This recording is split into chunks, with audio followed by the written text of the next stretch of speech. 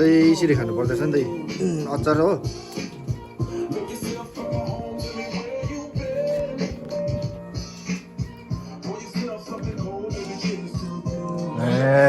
मुखले थिच्नु पर्दैछ नि त।